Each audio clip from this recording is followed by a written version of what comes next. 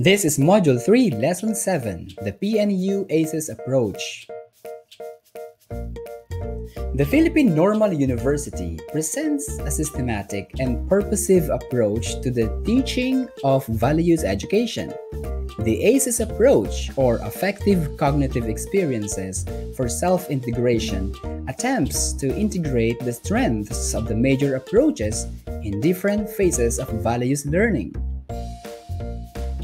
The ACES approach is systematic in the sense that the lessons make use of the creatively organized activities.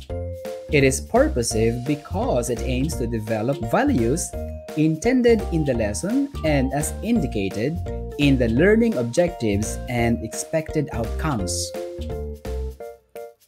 The PNU ACES approach to values education.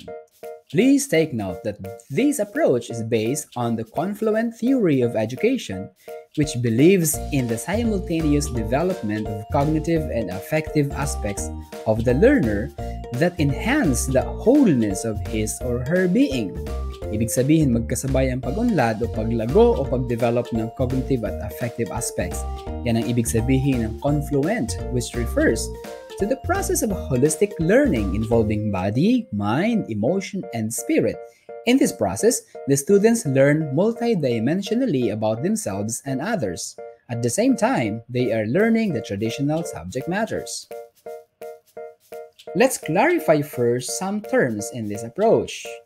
Cognitive refers to the activity of the mind towards knowing an object or its intellectual functioning in the full grasp of reality, thing, person, or circumstance. The affective refers to the feeling or the emotional aspect of experience and learning, mga bagay na may kinalaman sa damdamin. Affective development. This means development of a sound value system of the student for him or her to have fuller and manageable way of life. Ito yung pagkakaroon ng sariling prinsipyo at paninindigan sa buhay. Cognitive development means developing the adequate construct system of the learner, providing him or her with an ability to understand events in different ways or different perspectives, to analyze the events, to know the whys and the hows of the situations, so that he or she would know what is proper for him or her or for others. The integration of the affective and cognitive dimensions aims to balance values development so that the person or the learner may develop a solid base for the behavioral manifestation or demonstration and practice of values acquired. The ACES teaching approach uses both inductive and deductive methods in the conduct of the lessons, although the inductive method is given more emphasis since certain principles and conditions of learning that activate the learner and make learning personal and meaningful are more easily achieved through the inductive method. The teacher is viewed as both the facilitator and director of values learning. The teacher, as facilitator of affective and cognitive learning, has his or her role of providing learning experiences and maintaining an effective vehicle of values education. The teacher is tasked to structure meaningful learning activities that the students can go through, which may provide them some basis for making decisions and manifesting or demonstrating their values orientations.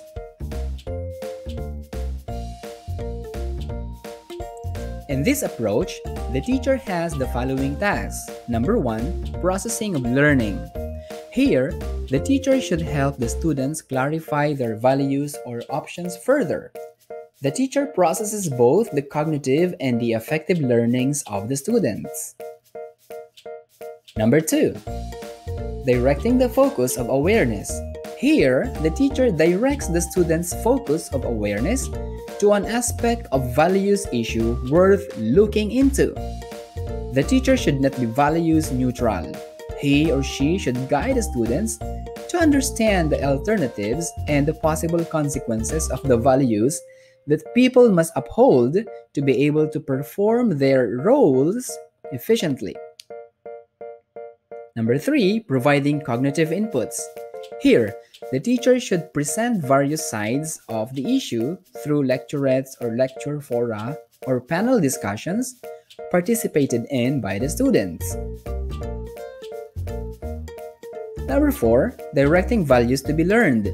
Here, the teacher may expound or put across what he or she believes in, after all sides of issues are considered or presented, given that what he or she offers to the students are worthy to be believed in or emulated.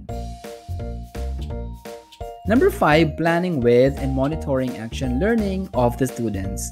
Here, the teacher guides the students in deciding what specific actions or steps they would take to acquire, manifest, or demonstrate their values.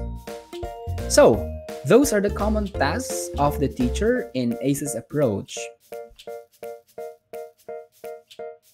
In the ACES approach, one of the common learning approaches used is the Andragogy or Experiential learning approach. Here, the learner undergoes by himself or herself or with others in a group the uniquely personal and subjective nature of learning.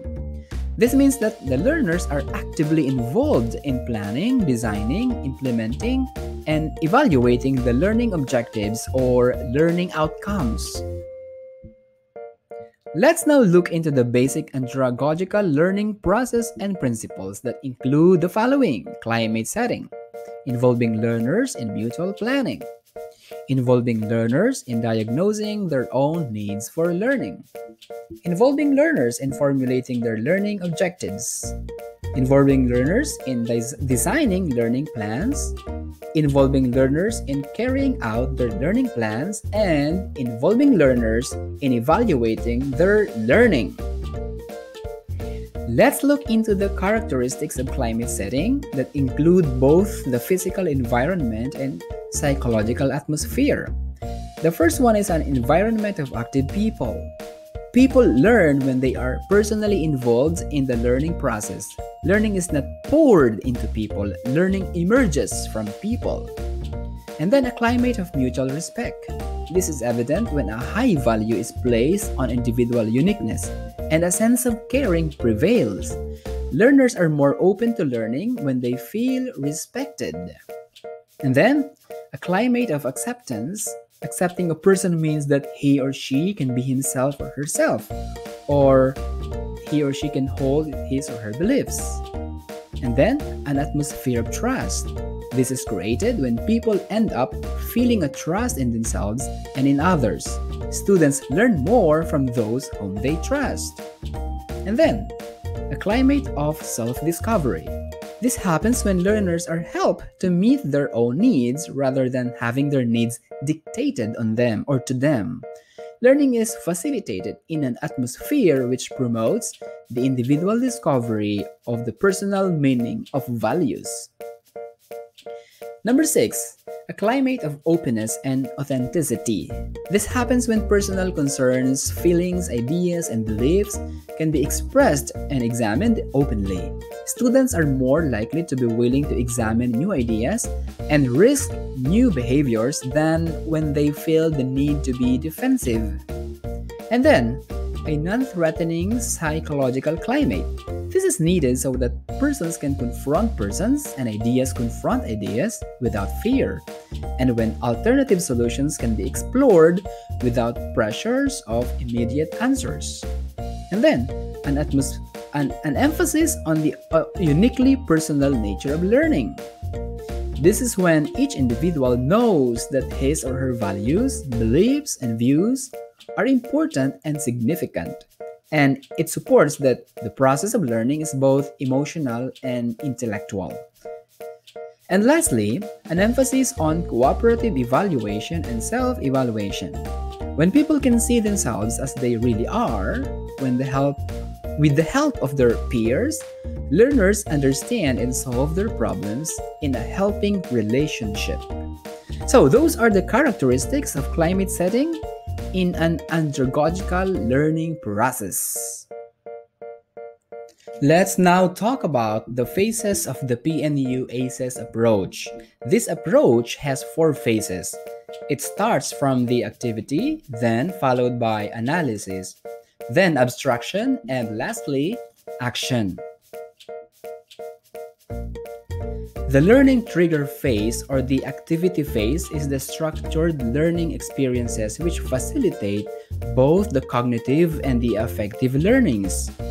Learning is triggered by a carefully planned activity such as individual disclosure or self-inventory, group discussion, case study, listening to vignettes, role-playing, song analysis, panel discussion, and moral dilemma strategy.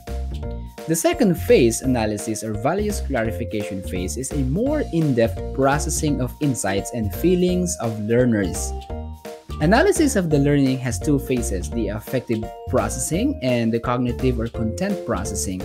The affective processing involves personal reflections and insights which become part of the learner's affective development, while the cognitive analysis is done through eliciting information and studying the contents and the concepts relevant to the lesson.